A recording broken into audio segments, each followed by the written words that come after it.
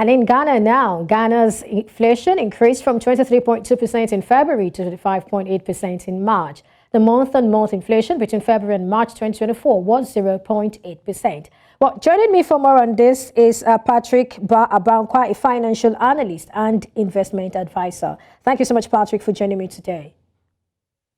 Thank you and good morning from Ghana.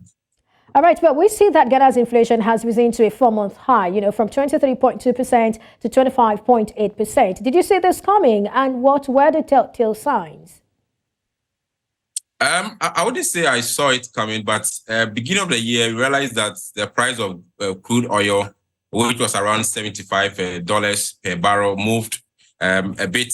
And as we speak, it's around $89 per barrel. When you look at the Ghanaian economy, the cost of crude oil drive a lot of things in this country, especially fuel, transportation, and that also leads to an impact on the local inflation, i.e. food inflation. So when you see crude oil price going up within the year, that gives an indication that inflation is likely to rise in the country. Again, Ghana has a history of always having its currency depreciate the first 3 months of the year. So you always find a cedi depreciating between January and March of the year. So when you have the cedi depreciating vis-a-vis also crude oil prices going up, that is an indication that we are likely to have inflation rising in the country. So for me, these are the factors that have driven the inflation that we've seen rise between the month of February and the month of March.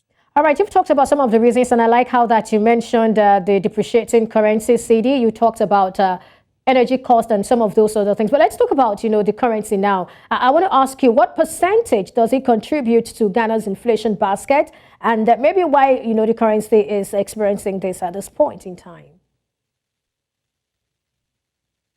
Because of our economy being fragile, the depreciation of the currency is a huge component of inflation when it comes to driving it up. Purely because when you look at the economy that we drive in Ghana, fuel are imported in dollars into the country. So whenever we have our cedi depreciating against the dollar, what it means is that the cost of fuel that's being imported in the country rises. That's one. Two, most of the things that we have in this country in terms of imported items are also done in dollars. So whenever you also have the cedi also depreciating, it means that when people are bringing items from outside to be able to augment what we have in the country, they come in with higher prices. And this also goes down into affecting every other thing that we do.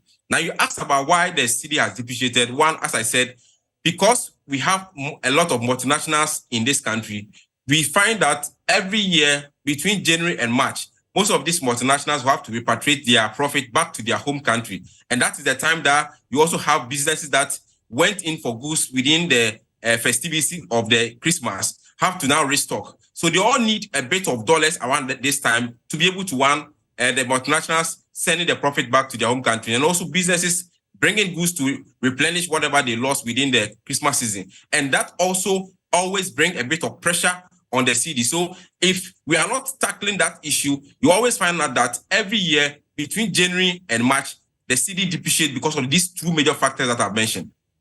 Well, talking about these factors that you have mentioned, do you think the government is doing enough to address this? Well, it looks like, we can't do so much since it's a seasonal issue. But really, let's tie that to the fact that even locally produced items and imported items, went up by 26.6% and 23.8%, respectively. I mean, I understand the impact of the depreciating currency on imported goods and all of that. But I'd also like you to speak to, factors that are affecting the prices of locally manufactured goods. So what's happening is that because these locally manufactured goods and agricultural produce are normally produced in the hinterland, so they are outskirts of the major cities, these goods have to be transported to the cities for them to be sold. And when you have the cedi depreciating, which has an impact on the prices of fuel, what it means is that the goods that are being shipped from the hinterlands to the cities and towns that people need, the prices that ordinarily they would have incurred in bringing the goods by way of transportation also goes up. And once it goes up, it also impacts directly on the prices that these locally produced items are also sold on the market. So that is the major factor that drives the local inflation when it comes to food, especially in this country. Well, wrapping up, let's look at monetary measures now. With rising inflation, what are the potential risks and benefits if the Bank of Ghana decides to further raise interest rates? I mean, could this dampen economic activity some more?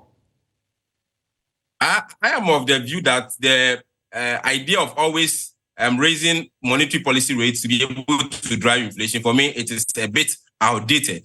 What we should rather look out for is what are the critical sectors of the economy that need support, that we can give support for them to be able to produce things at a lower cost. At the same time, cultivating some habit of people appreciating the locally manufactured goods. If we don't tackle this issue, for me, policy rate will just be a momentary tool that we are going to use.